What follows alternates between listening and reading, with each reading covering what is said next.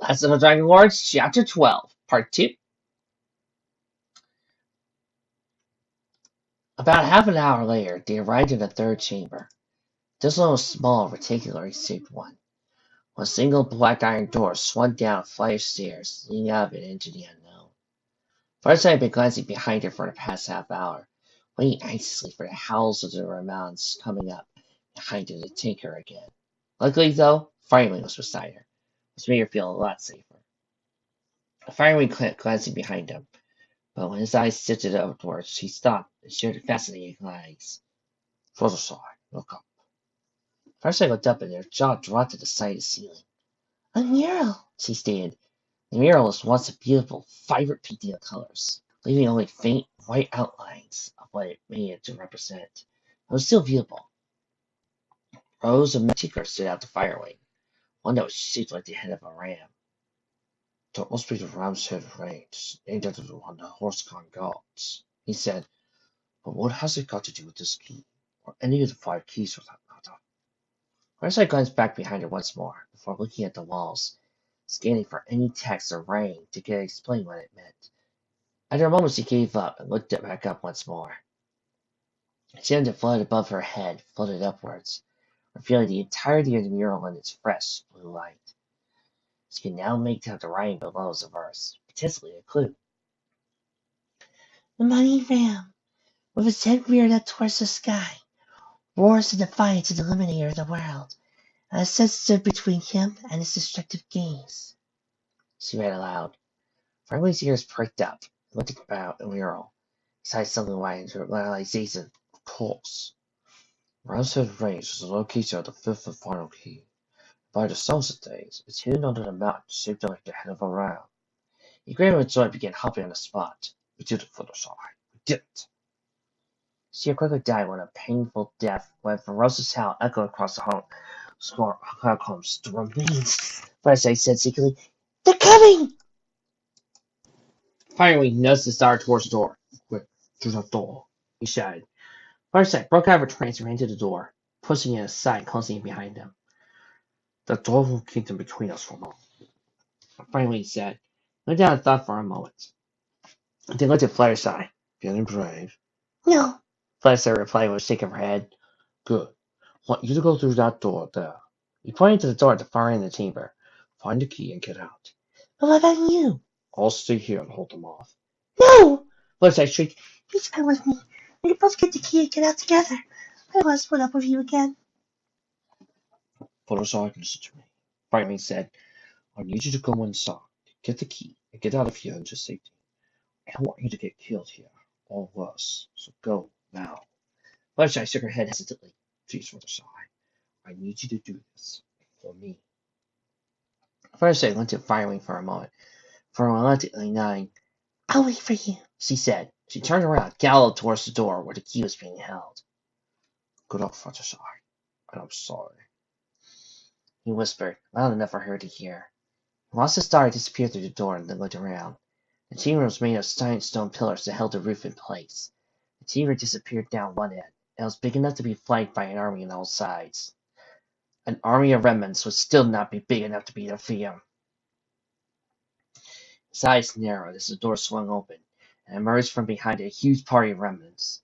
One was wearing heavy metal armor, and had a huge sword in his paws, while one next to it had a hoof mark in its face.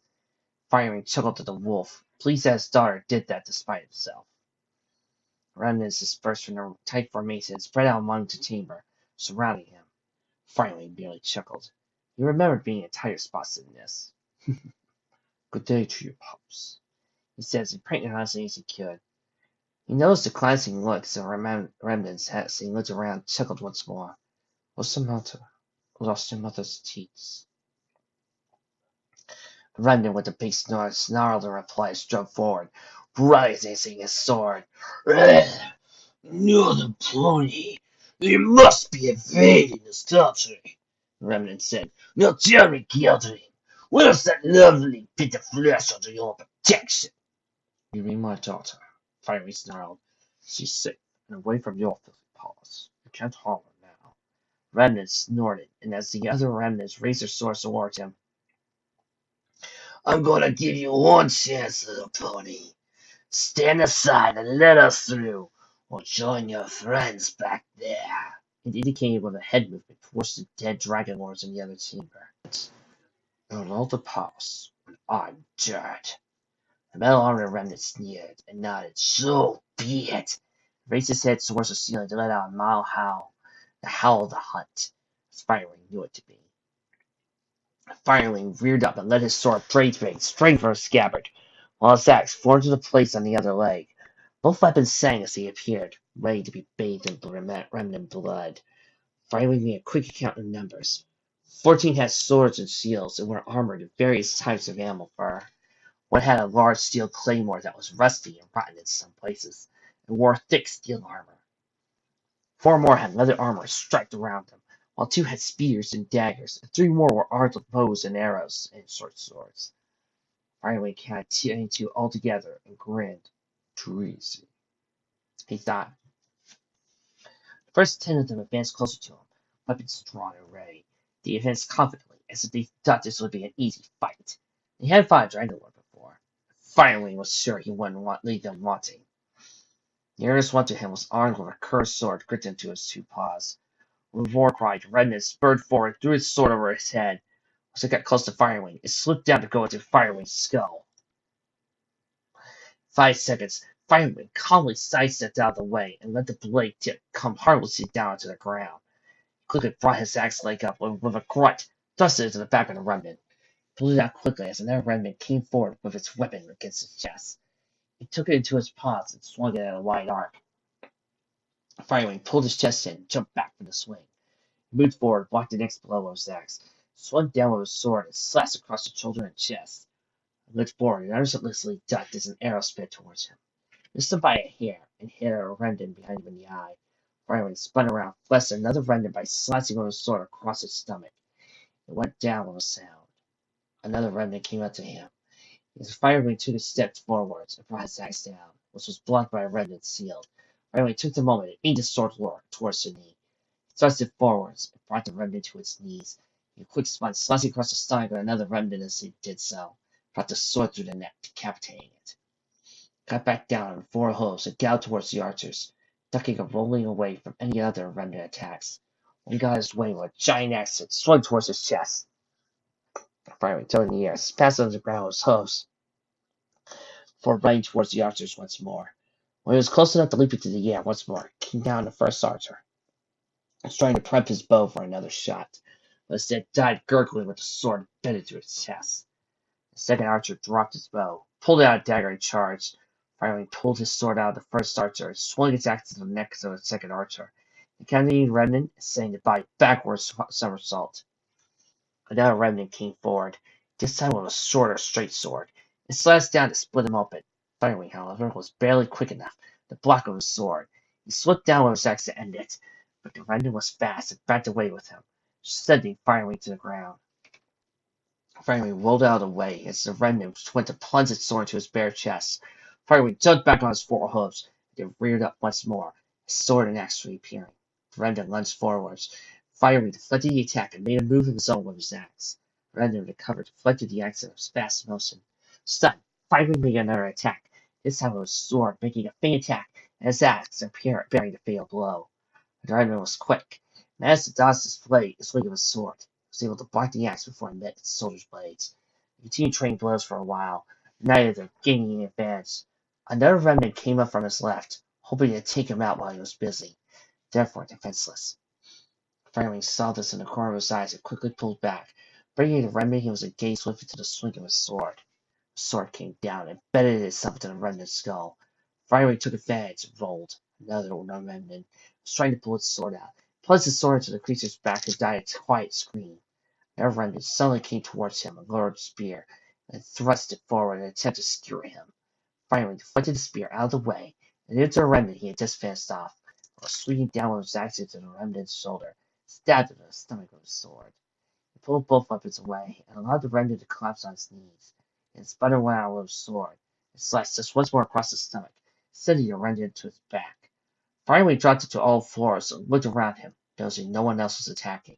Sword and axe went back into the scabbards and holder respectively. Around him lay 12 or so remnants, lying in pools of blood. Wait a minute, he thought. He counted again. 12. I'm sure there was 22. He went towards the door, and eyes wide in alarm. "You've gone into Fluttershy!" he cried. He began galloping towards the door, in the hope that he could stop them. And stopped when he felt the wind blow out of him by a powerful punch to his stomach, sent him skidding across the ground. He looked up at his eyes and growled when he saw his attacker. Above him was the red in his steel armor, sneering at him with drool running down his lips. He backed away and unsheathed his sword. "You'll die," he said with venom. "I'm going to enjoy breaking her. You know, the first thing I'm going to do, though, is let her watch you die." Finally, he scrambled up into his hind legs. Sword and axe sung out once more. He looked to the remnant with hatred and anger. He brought his sword and axed his defensive position and waited for the first strike. He hoped. No. He prayed Fluttershy had the key and was out by now.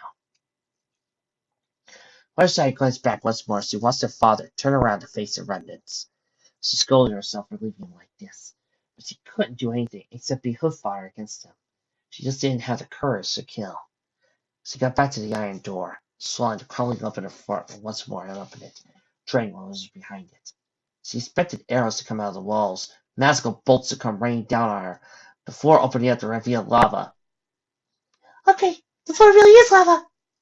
She was pleasantly surprised to find nothing. It was a really large hall with tens of thousands of really thin stone columns holding it together, disappearing into darkness. "The key is somewhere here," she said to herself. "This could take ages." She knew she didn't have ages. The remnants might have broken one of Buzz's swords, but they were strong and relentless.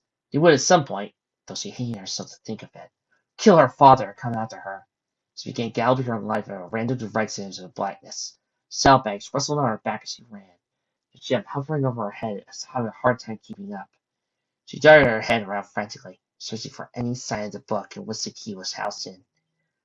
"Oh," she moaned, her ears falling flat on his head. "This is hopeless. How can I find a book in the middle of this place?" Thus then, as if it had a mind of its own, the gem began floating northwards. Fluttershy, upon noticing the fading light, looked up to see the gem moving away. "Wait!" she screeched. "Come back! Don't leave me here in the dark!" She began galloping after it. The gem was moving quickly, but Fluttershy was a fast runner. Some would say even faster than Applejack if they ever saw her run. She made no trouble keeping up with it.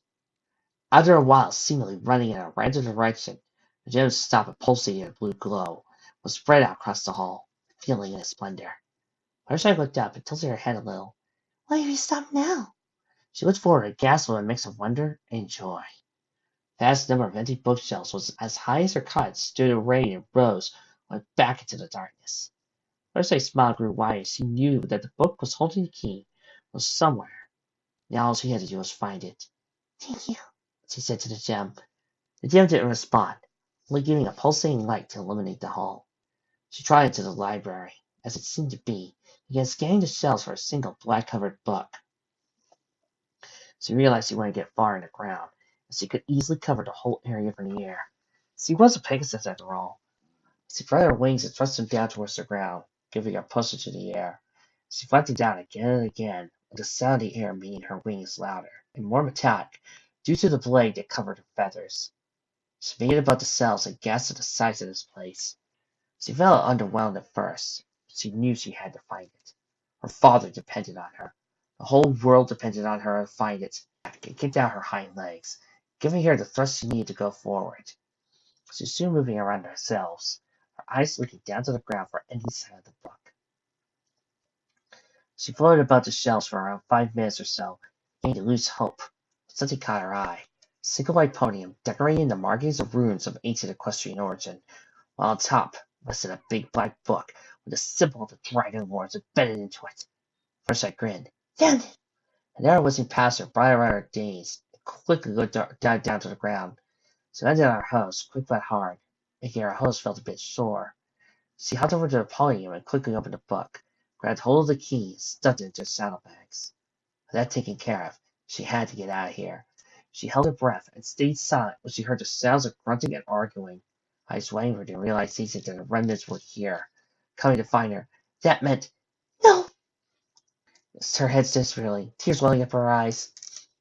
"Please, Dad, no!" "There she is!" a remnant suddenly cried. First I spun around, saw Rendon with a bow and a single arrow in his paws. I got ya! Fluttershy got up, shot upwards into the air. Rendon fired a shot, but instead of hitting Fluttershy, soared straight through where she was standing. Killed Rendon that was coming up behind her in the neck. Don't let it get away! Another screamed out. Fluttershy shot forwards and a bit to get away and lose them. She had to fight and mourn her father later. Right now she had to get away from these beasts. She saw in a single line, darted quickly to the left, trying to confuse them to where she was. She said, "Son, thank you." The rainbow dash for teaching her that. She looked back, once more to see what she was losing to sigh relief. She looked back in front of her. Instead of open air, she smashed into one of the columns. She slid down the column with a groan and found herself back on the ground. Apart from her head hurting, she felt herself over, saw she was okay. She got up and made out to gallop quickly. She felt a rope go around her neck. She guessed for a reference it was tightened around her, forcing her to move with the bolt holder. Now we gotcha, cutie. The rhino with the rope in his paw sneered. As they pulled and tugged a bit to get free, the other rhinos were now beside that one and had their weapons trained on her. Please, let me go. I thought we're all going to die. Brenda says laughed. Come on, Missy.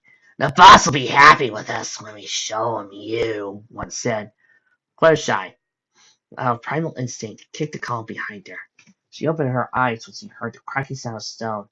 Wow, she thought, much stronger than I thought. Then it hit her. The cracks on the top might have weakened the old stone. The columns were thin enough for such an impact to do so. Bucking it must have loosened it from the base as well. She had only 1 or 2 chances of this. Even then, there was a chance it wouldn't work. She just hoped gravity was on her side. She pulled back with all her strength, staggering the remnant to the ground, but hard on a thin stone column, smashing the base apart. Cracks started to show across the length of the column. Its age began to show itself. The pillar collapsed into another pillar, then another, and another, and another, until the entire hall began to cave in on itself.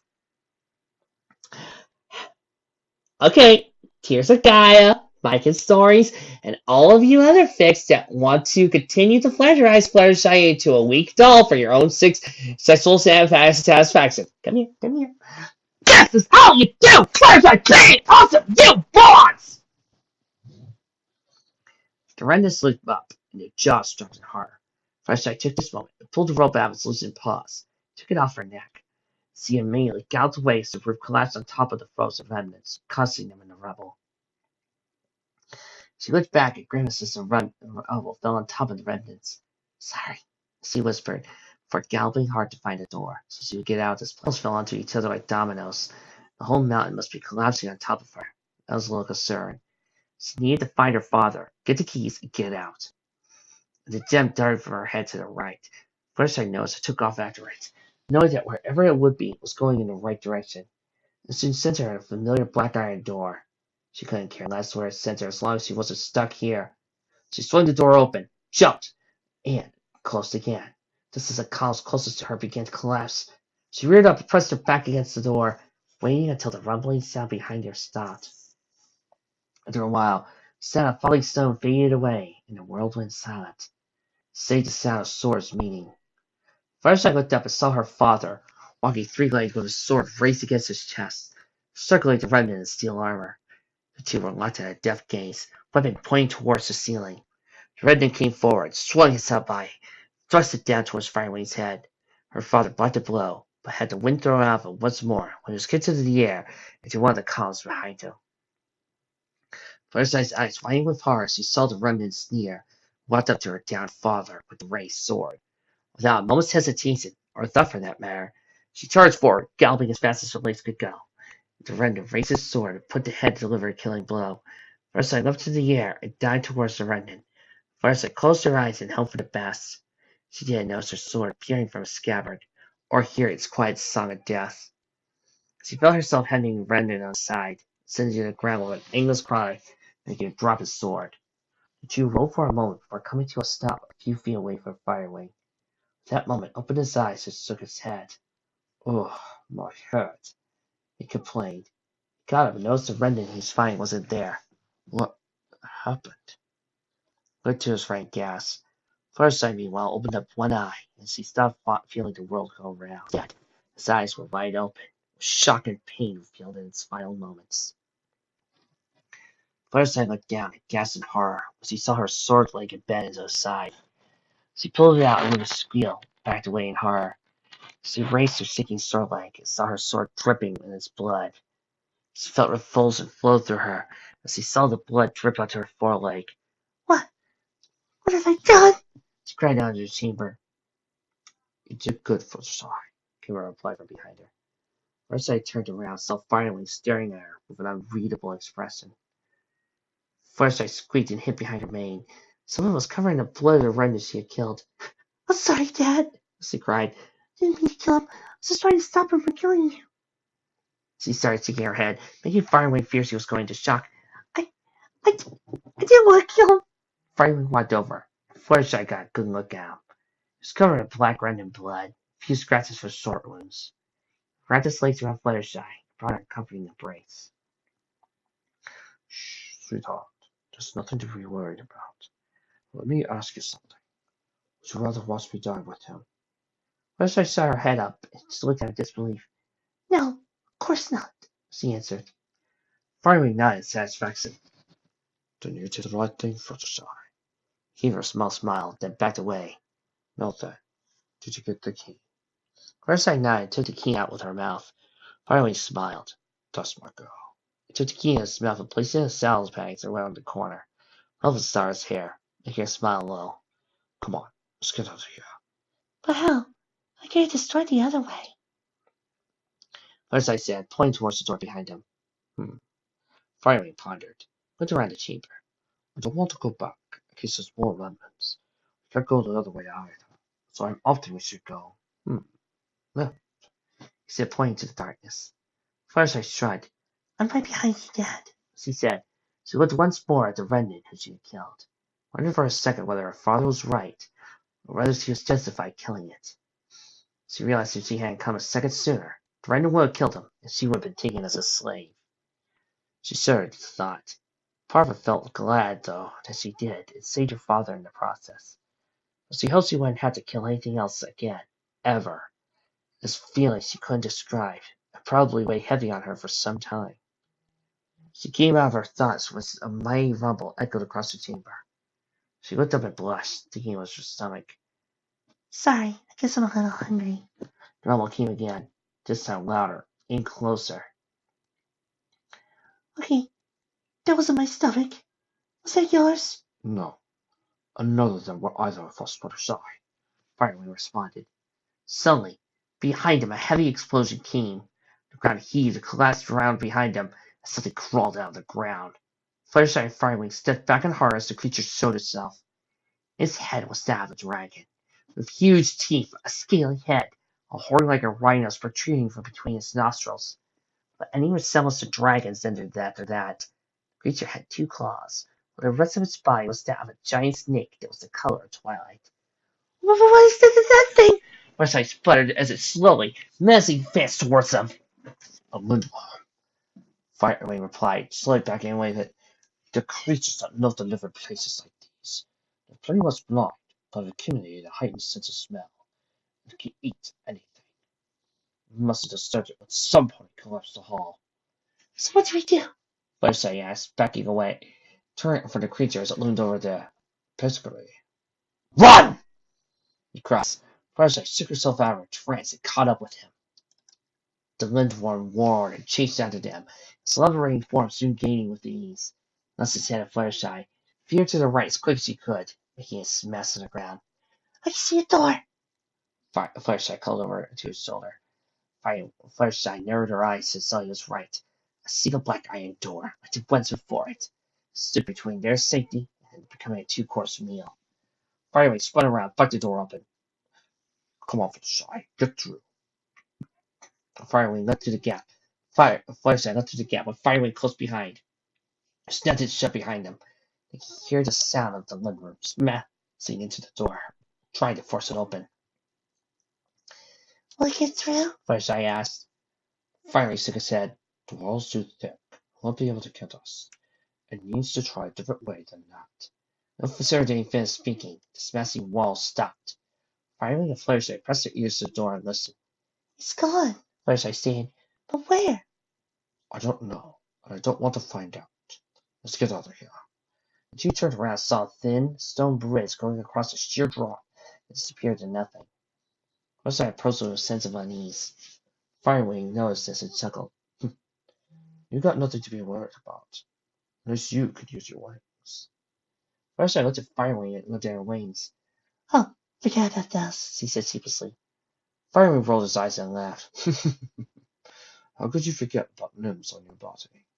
You're impossible to utterly understand. Firewing nudged Fluttershy forward. You go first. I'll be right behind you. Fluttershy nodded and swallowed the lump in her throat to like to crawl up, flopped forward.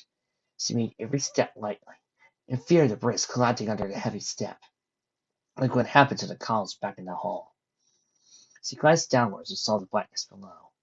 She didn't find it as nauseating when she couldn't see the bottom. It was still just as intimidating. You're doing good, sweetheart. Keep it up. Fluttershy nodded and kept walking. Every step closer to the far end was tying a knot in her stomach. It told her the breast was about to collapse even tighter. At least you don't have to deal with a lindworm, She said and never laughed. No, sir. Then she said those words. The ground on the side came across, opened up, and the lindworm emerged. Fluttershy planted a hoof on her face. Why did I just say that? Quick! Get to the other side! Now! Firing barked. Fluttershy jumped the last few feet to the other side and looked back to wait till far farther across. Come on, Dad. She said. Yes, it's right there. Fire was frozen to the spot as the lindworm brought it to the edge. The stump began to crack under the weight of the monster as it swallowed Dragonlords. Fire began to back away from the lindworm, which took another heavy step forward. The stump couldn't take the strain and split apart with a thunderous rumble. The lindworm roared as it pummeled in the darkness below. Fire watched the creature fall to its death and was about to turn when he felt the bridge fully give way. He looked at the Fluttershy with solemn eyes and said, Goodbye, before the bridge gave way and he fell too. No! Fluttershy screamed. Without hesitating, she slung her saddlebags off. With a scream of defiance, dived off the ends of the cap. She could feel the force against her face, as she soared at speeds she had never done before. As she dived, she knew how Rainbow must have felt, performing the sonic rain boom on both occasions. She felt her eyes water as gravity pushed against her, trying to force her to give up. But she wasn't going to let the elements of nature get in her way. She wanted to save her father. Not even Heimdall could stop her. Fluttershy could see the silhouette of her now unconscious father coming up, rolling about as if he was in a ball being knocked out. He was thankfully at the center of the chasm, so he wasn't hitting the sides. Fluttershy knew that if he didn't catch him, she would prefer it if he did. She tucked her wings and stretched out her forelegs, giving her more of a streamlined appearance as she dived towards her father. She needed to get under him so she could fall on her back. Then there was the trouble of safety landing. The chasm opened up, and Fluttershy saw the ground quickly approaching, with the dead lindworm on its back already there. She knew she had to act now, or both of them would die. With a thrust of her wings, she veered around her father and positioned herself so she was right below him. She evened herself up and let herself drop for a while. She then spread her wings and soared upwards, hitting her father with a squeak. Father was heavy, much heavier than she was used to carrying, but she had him on her back, and that was all that mattered. She gave a few flaps to her wing, ready to fall, but she worked, and soon she was floating to the ground. She eventually made it to the ground next to the dead lindworm, collapsed on her stomach, her father rolling off her, panting heavily. Sweat poured down her face, and her wings felt like they were just about to fall off. A heavy groan caught her attention as her father opened his eyes. Is this paradise? Not what I was expecting, he said as he got up on his hoofs. No, it isn't paradise. Fluttershy said in a raspy voice. Fairy turned around and the rasping, ghastly saw her. Come on, you. Let's get you outside for some fresh air. Got down his belly. Like Fluttershy to painfully crawl up onto his back and locked her legs around him. With a grunt, Firewing got back up and looked around for an exit. Grimly saw a flight of stairs. Welcome to a cannon made his way up the stairs. All the while not noticing his daughter had fallen asleep from exhaustion. He made it to a plain wooden door and opened it, feeling the fresh night air on his face as he did so. He stepped forward and looked around. The night sky was dotted with bright stars. The moon was just beginning to make its way into the sky. Must be early evening, he said. He looked behind him to see his daughter sleeping peacefully. That's easy. He sighed. You had a rough day. He jumped off the rock and climbed to the woods. hoping to find a suitable place to bathe and clean up. Fluttershy woke up a few hours later to the sound of birds in their early evening songs. She felt every bone in her body ache, and wings were even worse. Her back hurt. She stood in blood and sweat. Dad, She called out. First was no reply. Dad. Over here, sweetie. Voice called from somewhere beyond the hedges. She constantly got up and walked rapidly through the bushes into a clearing where a small lake lay. It was aroused like a spa tub she and her friends went to sometimes, just to hang out and enjoy each other's company. The far end of it was Firewing with a small smile. Good morning to you. How are you feeling? He said with good cheer. Fluttershy raised an eyebrow and looked up. But it's nighttime. Firewing rolled his eyes. Yes, it is. Now climb on it and freshen yourself up. Firewing looked down. Fluttershy looked down and saw her legs were covered in dirt and reddened in blood. She thought her face got bare better. So she took a step in and gave a solid scream as the cold water touched her leg. She touched the bottom with one leg and placed the other 3 legs in as well. Her great teeth, she let herself in the water, the cold feeling like needles being pinned into her whole body. She lowered herself until her neck and head was above the water line. Her teeth rattled as she lay down in the lake. Nice, isn't it? Nice. Fluttershy growled. It's freezing. Firewing chuckled. It's not bad when you get used to it. But if you don't like it so much, to clean yourself up and so on. Fluttershy nodded and dived under the water for a second before emerging once more. The blood and dirt that stained her face now gone. She hastily climbed out of the lake and ran back to the campfire to drive off. Instead of laying outside the fire, however, she jumped right into it and breathed a relaxing sigh as the fire coated her body in its heat. She felt a bit warmer and drier. She jumped out and took the suit and mask and fell on her coat out. She collapsed onto the ground, still feeling exhausted from her dive and other trials she had to face today. It was at this moment that she noticed she didn't have her saddlebags with her. As she remembered with a sad sigh, she threw them off to catch Firewing. Wasn't too bad in the end. She had a medallion with her. Her father was still alive. More important than a couple of replacement bags. Her ears twitched as she heard her father approach with a cheery smile. You did well today, Fluttershy, he said as he walked past Fluttershy, laid down the opposite side of the campfire. We got the key. We came out closer to bringing Heimdall down. Fluttershy smiled. I'm glad we did, Dad. Really glad. I should thank you, by the way, he said after a moment's silence. I'll save my life. Twice. Fluttershy gave him a warm smile. That's okay. I'm just glad to know you're safe alone.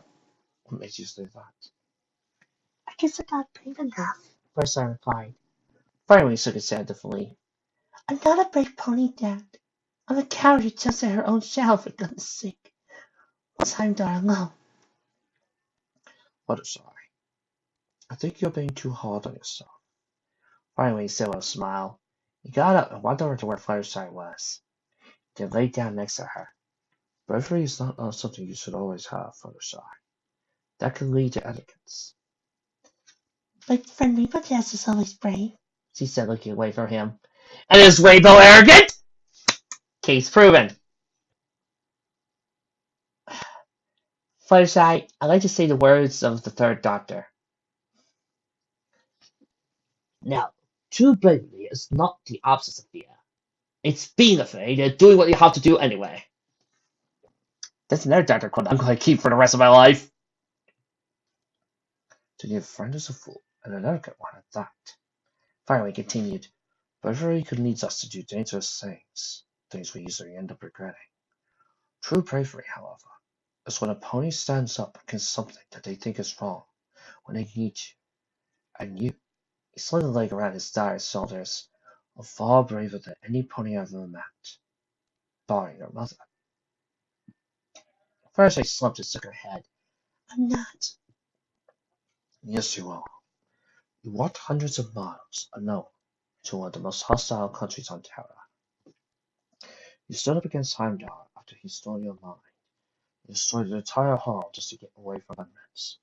You killed a remnant when I was in danger. Finally, you dived down a dark castle to save me. He shook his head. That, my child, is true bravery. Stop thinking yourself a coward, okay? He rubbed the Fluttershy's mane, hitting a tickle aside and making her giggle. Okay, Dad. She said honestly. She could see he was right, though. So he did do all those things. One or two of them she wasn't proud of, but all the same, many would consider them brave acts. You're welcome. Now, if you excuse me, I need to use the little culture room. He got up and walked away through the clearing and out of sight. Thanks for telling me when it's out with Dad! Fireside called out to him as he disappeared over the ground. Only a light breeze, she shook off her hairband, let her mane fall down around her ears and face, the way she always liked it. As she lay down in the grass, staring into the fire, her mind began to wander. Being a quiet pony, she did a lot of thinking, and many criticisms she had of others had all been done in her head, so had never spoken, loud in fear of the offending pony in that question. Now, she was only thinking about one thing, her mother. At the end of the day, Fireside was worried about the future. Rather than not, her father would survive her journey ahead. However, before she died, she wanted to know about her mother. And what was she like? Was she shy? Was she everything Fluttershy wasn't? Okay, Fluttershy, she told herself. No more wasting time. As soon as Santa gets back, I'll ask, no, demand to tell him everything about my mother and why I was less scared at the orphanage. No more delays, Fluttershy. You can do this. You take it how worse it is. You can easily say, I want to know about my mother now! Maybe I should ask police and see the forest. I want to know about your mother, I hear. Fluttershy got into the air with a squeak, spun around in sight of the sound of fireworks. After a while, heavy breaths, waiting for her heart to slow down, she nodded. Yes, I do. Firewing sullenly nodded. Gotta wait till morning. No, she snapped, making Firewing flinch. I've waited 20 years to know about my mother and father. I'm sick and tired of waiting. I want to know tonight, she said before adding a quiet please. Firewing looked at Fluttershy for a moment. He knew, of course, that Fluttershy had the right to know about Rosemary. What happened? Why she was left to the orphanage and not with her true family.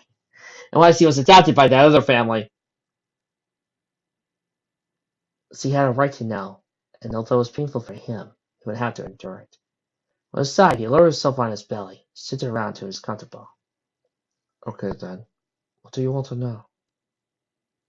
Everything, Fluttershy replied. From how you met her to when you left me, and everything in a minute. Firewing nodded and took a moment to compose himself. Well, I think we should start before all that. By the age of 80, I was captain of the Dragonlord company.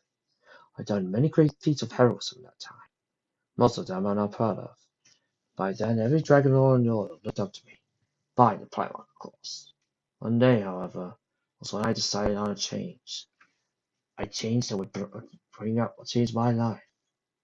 I'd bring about yours. Oh, no, no, no, no, no, no, Sick! You don't end it there! No, that's it! Dad! You keep going! No! No! I'm sorry, folks. You're gonna have to wait till the next chapter, too! Although, I know what happens next, because I've read this entire story before.